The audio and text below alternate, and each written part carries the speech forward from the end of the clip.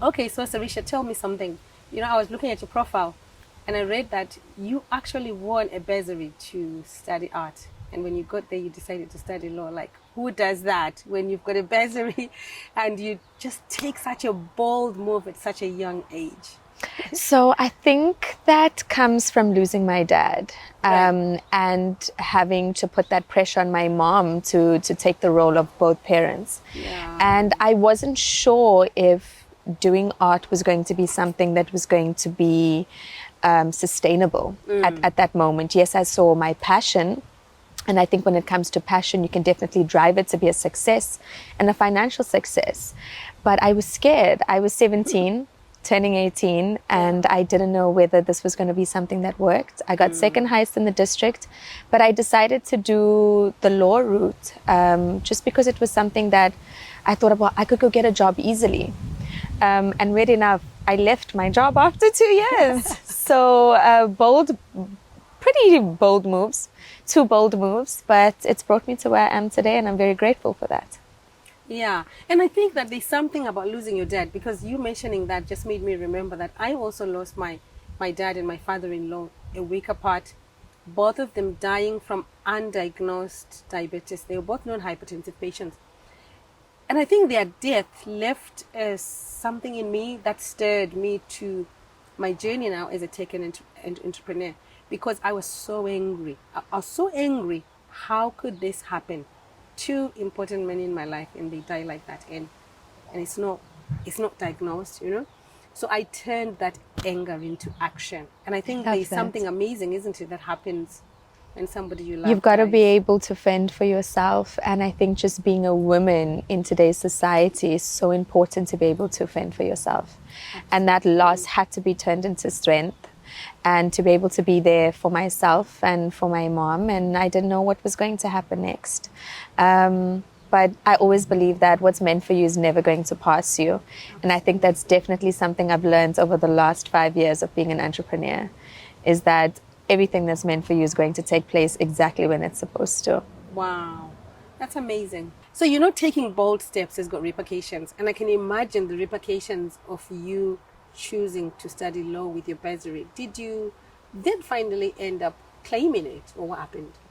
So my mom had to pay for my degree. So I didn't get the bursary because the Really? bursary was for fine arts. Oh my gosh. And I ended up doing the BA. And my second degree I had to pay for myself. So my law degree took me 10 years instead of 7. They no longer offered a straight LLB at the university that I went to in Johannesburg. So I had to pay for my second degree, and it was something that my mom and I had to discuss, where she could only afford to pay for my first one, which I was very grateful for. So just based on the decisions that I made, it impacts different things in your life. But like I said, what's meant for you is never going to pass you. So Absolutely. even though that impacted me, where I had to pay for my second degree, I think there was so much that I learned from that.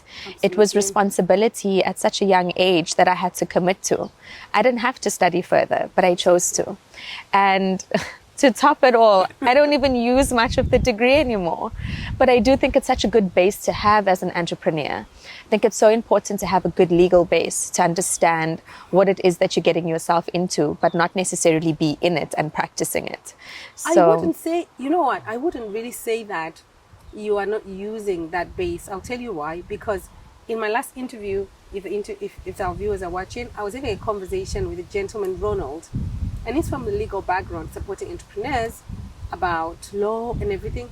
And you will realize that if you don't have the legal background, it's either you're going to have to pay someone to give you the knowledge, right? But a lot of entrepreneurs, they don't have that awareness, so they end up making yes. a lot of mistakes. Whereas you might not be using the education in the form and structure that you might have planned, but you are going to apply it along your way. I'm sure there are a lot of things that you just have to do because you have the knowledge, rather than paying someone to do it. 100%. Yeah. It's just using it in a creative way. So just because you studied law does not mean you have to be a lawyer or you have to be going to court to represent someone. I mean, I'm using it to assist other entrepreneurs and to democratize that access to legal, understanding what the issue was, understanding that we have an accessibility issue and how do we fill that gap, and how do we, as an entrepreneur, you're looking for solutions. So if you find a problem, you want to find a solution. So it was utilizing my degree to be able to find that Absolutely. solution. Just staying with that point of bold steps, I always say this to people, that I think whatever you study can give you a base to where life is taking you or where you're meant to be, right? So personally, I studied nursing. Okay. I was a nurse student 1996 Oh, wow. to 1999 in Zimbabwe. And I came to UK to work, and I only worked for a year as a nurse. Wow. And ever since then, my experience last 21 years has been entrepreneurship. But I am an entrepreneur in healthcare. Okay. So I think if our audience are watching and young people are trying to make a decision, some of them have been impacted by COVID when they don't have to go to university or they can't find the jobs. The message is that you don't have to be stuck because you started something and you're going to have to look for a job. You can be creative and innovative. Exactly. Still pursue what you can pursue, solve the problems you can solve, but you have the knowledge base to work and with, utilizing that knowledge. Yeah. And I mean, I guess it's the same thing. So I worked in legal for 2 years, and after studying 2 different degrees, worked in legal for 2 years, and then ended up leaving to start a marketing company. Really? And from the marketing company and just being in the entrepreneurship space and me specializing in media and entertainment law, I then went into Lawyered Up. And that's now democratizing this access to legal services for startups, being a startup myself.